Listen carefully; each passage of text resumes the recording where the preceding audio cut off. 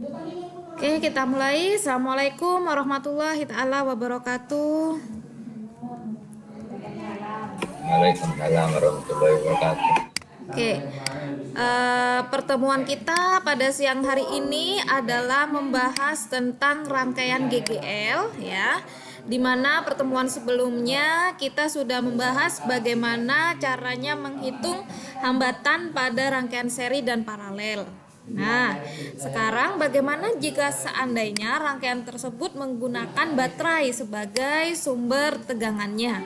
Nah, jika baterai dihubungkan dengan suatu rangkaian sehingga ada arus yang mengalir, maka tegangan di antara kutub-kutub baterai disebut dengan tegangan jepit, di mana di sini disimbolkan dengan E. Meskipun sebelumnya sudah saya pernah jelaskan bahwa hukum Ohm di sini persamaannya adalah VIR, ya. Masih ingat kan VIR? Nah, jadi V ini adalah tegangan, I adalah arus, R adalah hambatan. Sehingga untuk mendapatkan nilai arusnya adalah V dibagi R. Nah, apa sih bedanya persamaan yang di atas ini dengan persamaan yang ada di bawah? Sebenarnya hampir sama, cuma di sini ada R kecil. Apa itu R kecil atau hambatan dalam? Yaitu hambatan yang dimiliki oleh baterai. Jadi di sini persamaannya sama ya sebenarnya ya. Jadi di sini arus, di sini dirubah E, tegangan jepit ya. Meskipun kalaupun kalian menuliskannya dalam bentuk V juga tidak masalah. Kemudian di sini adalah hambatan rangkaiannya ditambah dengan hambatannya si baterai atau hambatan dalam. Oke, kita lihat contoh soalnya.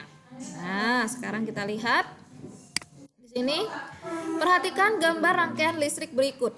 Kuat arus pada titik cabang I pada rangkaian listrik tersebut adalah, nah sekarang kalian lihat di sini. Ya. Ini adalah merupakan rangkaian paralel. Nah, kalau rangkaian paralel, maka hambatan totalnya menggunakan persamaan 1/RB sama dengan ya, dilihat di situ nilainya adalah ada 15, 10 dan 6. Berarti 1/15 ditambah 1/10 ditambah 1/6. Oke. Nah, sekarang kalian lihat penyebutnya. Tidak sama ya, 15, 10 dan 6. Kita samakan dulu penyebutnya ya. Jadinya 30. Oke. 15 supaya jadi 30 dikali 2 ya. 10 supaya jadi 30 dikali 3. 6 supaya jadi 30 dikali 5. Sekarang kita jumlahkan.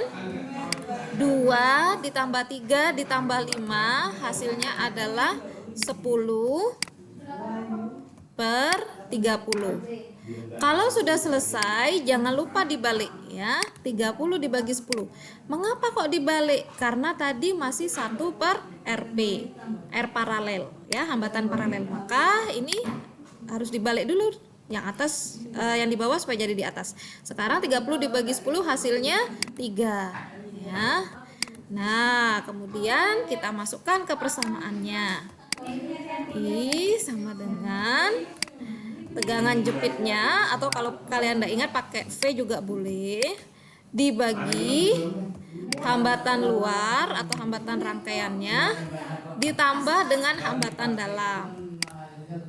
Oke. Sekarang kita lihat berapa nilainya E. Di sini 12 ya. R besarnya tadi kita hitung ketemu 3. Oke. Ditambah hambatan dalam. Nah, ini ya punyanya si baterai. Oke, tambah 2. Nah, kalau ada gambar seperti ini adalah gambar baterai ya. Yang panjang ini menunjukkan kutub positif, yang garisnya pendek ini menunjukkan kutub negatif. arus mengalir dari yang garisnya panjang atau kutub positif menuju ke kutub negatif ya. Jadi arahnya ke sini. Nah, sudah betul ya soalnya tanda panahnya. Oke, sama dengan 12 dibagi 3 tambah 2 adalah 5. Berapa hasilnya? 12 dibagi 5. Hasilnya adalah 2 lebih 2/5 ya, atau 2,4. Oke, bisa ya? Oke, silakan kalau mau ada pertanyaan terlebih dahulu sebelum kita lanjut. Oke, ada yang mau ditanyakan tadi? Ada yang masih tidak jelas? Oke, bisa ya? Oke, kalau sudah kita lanjut ke sumber listrik ya. Kita lanjut ke sumber listrik. Nah, listrik di sini adalah energi sehingga Suaranya patah-patah, Bu. suaranya putus-putus. Yang lain suaranya bisa terdengar jelas. Iya, Bu. Patah-patah suaranya, putus-putus. Helmi ya, suaranya patah-patah. Hilda bisa terdengar suara saya jelas? Yang Hilda? Enggak. Helmi di close dulu. Hilda bisa jelas suaranya? Jelas Bu, jelas. Oh jelas ya, berarti koneksinya ini Helmi ya. Nggak apa-apa, nanti saya share recordnya. Oke, nah sumber energi listrik ini terbagi menjadi 2, yaitu sumber arus searah atau DC dan sumber arus bolak-balik atau AC. Pastinya kalian sudah nggak asing lagi ya dengan istilah AC DC ya. Nah, jadi di sini AC adalah menunjukkan untuk yang bolak-balik dan DC menunjukkan yang searah. Jadi yang biasa kalian pakai di rumah itu adalah AC. Nah, contohnya sumber arus searah nih misalnya apa? Misalnya pada baterai ya, kemudian aki, ini adalah contoh dari sumber arus searah. Nah, kemudian berdasarkan dapat atau tidaknya diisi ulang, ini terbagi menjadi elemen primer dan elemen sekunder. Yang elemen primer ini tidak dapat diisi ulang kalau sudah habis, misalnya baterai ring. Misalnya baterai yang dipakai buat jam dinding ya, kalau udah habis kan langsung dibuang. Nah, kalau elemen sekunder adalah sumber arus listrik yang dapat diisi ulang energinya ketika habis. Misalnya pada aki, kemudian baterai litium pada smartphone kalian, kemudian pada laptop. Jadi kalau habis bisa dicas ulang. Bisa dibayangkan ya kalau nggak bisa dicas, jadi habis langsung buang, tidak ya? Oke. Nah, sekarang kita masuk ke daya. Daya ini dalam bahasa Inggrisnya adalah power. Itu kenapa simbolnya adalah P, artinya kekuatan. Jadi itu kenapa kalau kalian beli lampu misalkan antara yang 10 watt sama 20 watt pastinya nyalanya lebih terang yang 20 watt karena memang kekuatannya jauh lebih besar ya yang 20 watt dibandingkan yang 10 watt. Di mana merupakan besar usaha listrik yang dihasilkan setiap sekon ya. Sehingga di sini dituliskan persamaannya. Usaha itu adalah W dari bahasa Inggris work ya, usaha ya. Jadi P sama dengan usahanya dibagi waktu. Nah, untuk daya listrik sendiri persamaannya adalah V dikalikan I-nya ya, tegangan dikalikan arus. Setiap kalian beli barang elektronik pasti ada keterangan berapa watt yang dihasilkan. Ya, karena daya listrik ini satuannya watt. Mengapa seperti itu? Ya pastinya dicantumkan ya. Nanti akan berpengaruh pada tagihan rekening listrik yang harus kalian bayar. Oke. Nah, kita masuk ke energi listrik ya. Sebenarnya apa sih energi listrik ini? Ya. Jadi energi listrik ini sebenarnya adalah hasil dari daya ya atau P yang dimiliki oleh barang elektronik kalian di rumah ya, nanti dikalikan dengan berapa waktu yang dia pakai. Nah, ini akan memperjelas dari tagihan rekening listrik yang ada di rumah kalian. Nah, kalau kita jabarkan persamaan ini di mana P atau dayanya adalah V dikalikan dengan I. Nah, maka nanti persamaannya jadinya fit. Jadi kalian bisa ingat. Nah, V kalau kita jabarkan lagi, V itu adalah I kali R berdasarkan hukum Ohm. Nanti rumusnya bisa jadi irit. Nah, nggak susah kan mengingatnya? Jadi beberapa persamaan di materi listrik kita ada Q sama dengan I kali T. ada vir, V sama dengan I kali R, ada irit ya, W sama dengan I kali R kali I kali T ya. Nah, kita langsung ke contoh soal. Kita lihat. Sebuah lampu dengan daya 10 watt dinyalakan dalam waktu 8 jam per hari selama 30 hari. Nah, sekarang kita akan menghitung energi listriknya. Oke ya.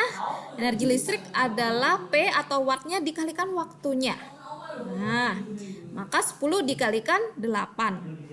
Karena tagihan listrik kalian dibayarnya setiap bulan, bukan setiap hari, maka dikalikan 30. Maka dihasilkan 2400 WH.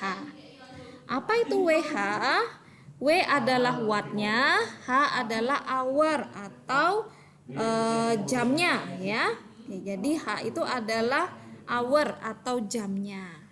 Nah, kemudian karena TDL atau tarif dasar listrik yang ditentukan oleh PLN itu dalam satuan kWh yaitu kilowatt hour, maka 2400 ini kita rubah menjadi kWh.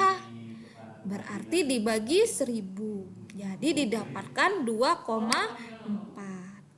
Kalau sudah diapakan? Kalau sudah dikalikan dengan tarif TDL-nya dari PLN. Nah, kalau nggak salah sekarang sekitar 1100 ya. Nah, oke. Nah, tinggal dikalikan aja 2,4 kali 385. Jadi yang dibayarkan tagihan listrik tiap bulan itu Rp900. Kalau di rumah kalian hanya ada satu lampu. Nah, sekarang bagaimana kalau di rumah kalian ada kulkas, ada TV, kemudian ada apa lagi?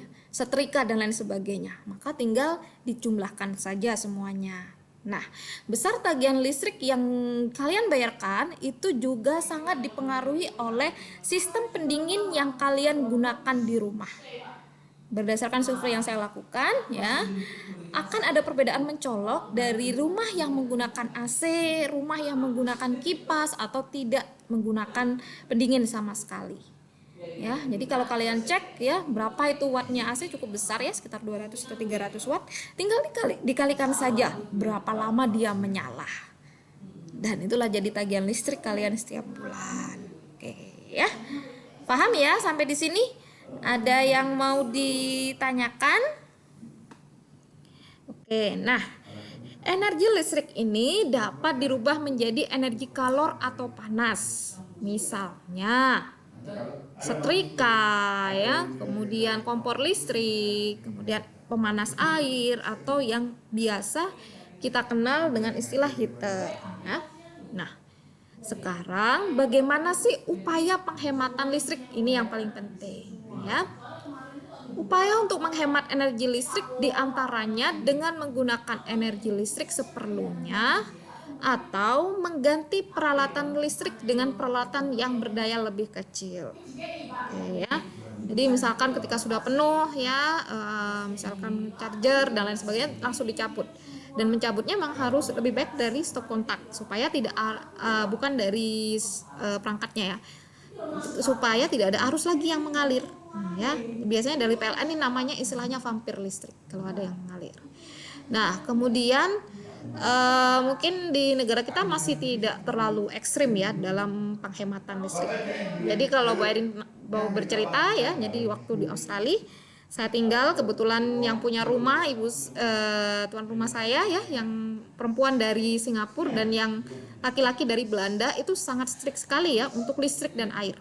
Jadi saya diminta memilih mandi hanya boleh sehari sekali, bisa dibayangkan ya, mandi sehari sekali. Mencuci baju boleh seminggu sekali, kemudian setrika ya itu juga seminggu sekali ya, tidak boleh lebih ya. Jadi ketika saya disuruh milih mandi sehari sekali, in the morning or malam hari kata dia, saya memilih pagi hari sebelum berangkat ke kampus ya.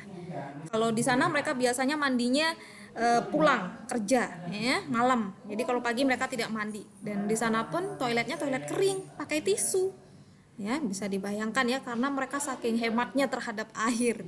Oke ya. Jadi ketika saya di sana ya dijami ya, cuci baju juga dijami ya, tidak bisa. Kalau di sini kita mandi suka-suka kita ya, mandi 2 kali 3 kali bebas ya. Kadang listrik pun tidak dimarahi ya. Kalau saya ketika nyalakan lampu, saya masih ditanya, ini sudah gelap, kenapa kamu nyalakan lampu? Jadi dimatikan lampunya.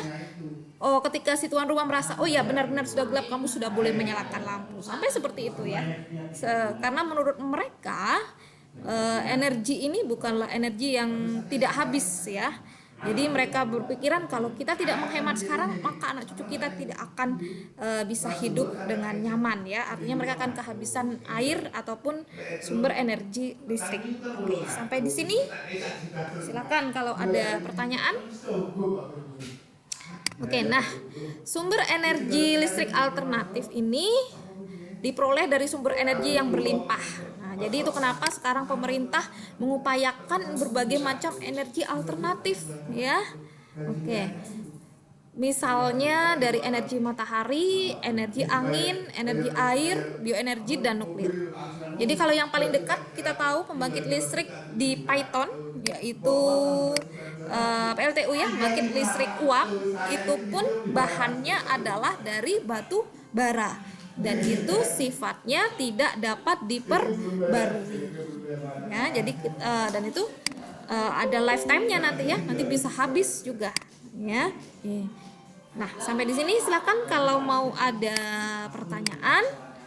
Materi kita sudah selesai, ini adalah live meeting terakhir. Silakan, topik kita untuk listrik sudah selesai. Ada yang mau ditanyakan sebelum saya akhiri? Elo, Helmi, Hilda, Indah, dan Niza. Oke, tidak ada ya. Oke, di pertemuan terakhir boleh dinyalakan videonya. Boleh dinyalakan videonya di pertemuan terakhir. Yuk, Bu Airin pingin tahu nih wajahnya. Yuk, Elo, Helmi, bisa dinyalakan videonya, kamera video. Hilda, Indah, dan Niza. Bisa dinyalakan videonya? Oke, Hilda. Oke. Masih dinyalakan lagi nggak apa-apa? Hilda? Ya, oke. Tunggu temannya nih, masih belum. Elo bisa dinyalakan nak? Ya, sebentar aja. Saya screenshot soalnya.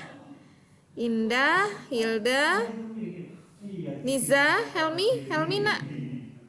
Enggak apa-apa Helmi, ayo dinyalakan video ininya, kameranya. Oke, bisa dinyalakan. Oh, mana yang lainnya nih? Oh, nggak ada. Oke.